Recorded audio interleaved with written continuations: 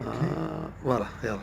Je suis Mohamed Karmouni, ancien cadre supérieur de la Royale au Maroc, le plus ancien et le plus haut gradé. J'avais la charge de la direction commerciale ainsi que le département des programmes et du plan. À ce titre, j'étais l'interlocuteur privilégié de Boeing pour l'achat des avions. C'est ainsi que la dernière opération que j'ai menée, c'est l'achat du Boeing 747 qui a coûté à peu près 94 milliards anciens. Au cours de l'année 1982, la Royal Maroc a été prise dans une sorte de turbulence où certains jeunes ont cru devoir déceler des détournements pour créer un scandale et ainsi pouvoir prendre des postes de commande.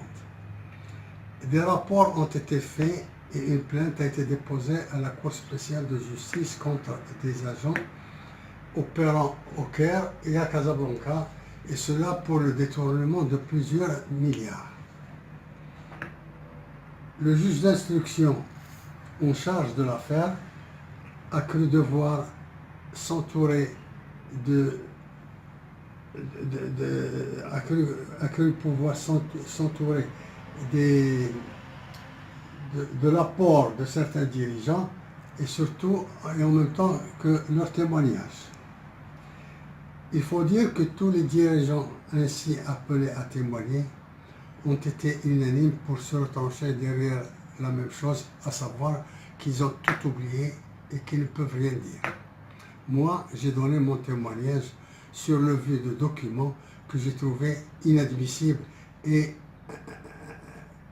indignes d'une compagnie aérienne. Il fallait donc me neutraliser.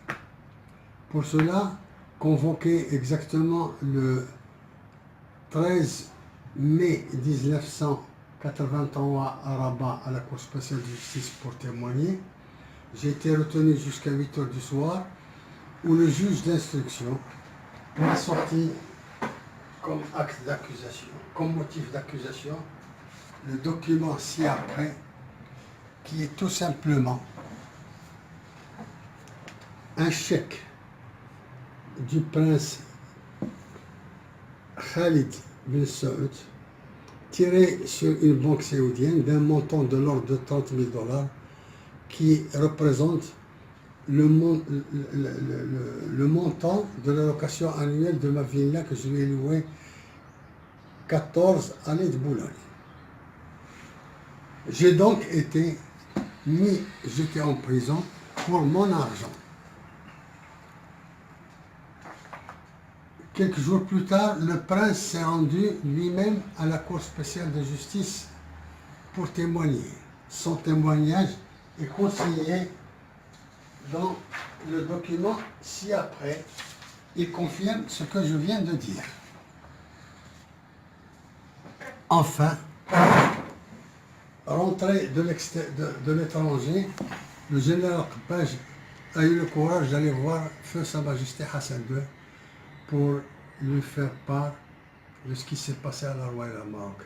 Immédiatement, Feu Hassan II a ordonné ma libération. C'est ainsi que j'ai été libéré exactement le 27 mars à 18 h. Une fois revenu à la Royal Maroc, un deuxième complot venait de voir le jour. C'est celui de mes amis auxquels je fais beaucoup de l'ombre et surtout ceux dont j'ai fait la carrière et qui aspiraient à prendre ma place. C'est ainsi que je me suis trouvé c'est ainsi que je me suis trouvé obligé de diligenter un certain nombre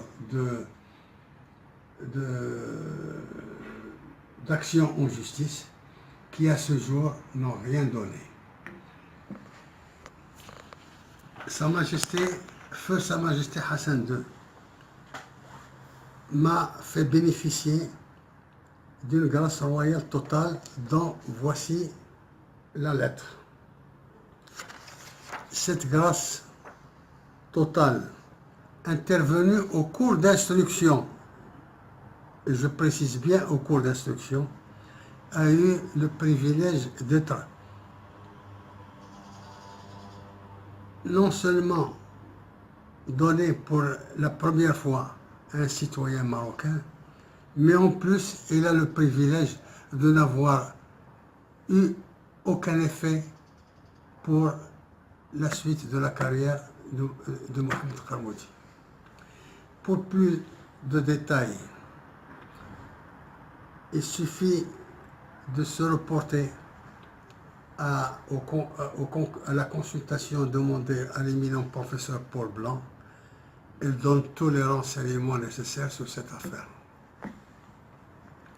Vous voulez qu'on remette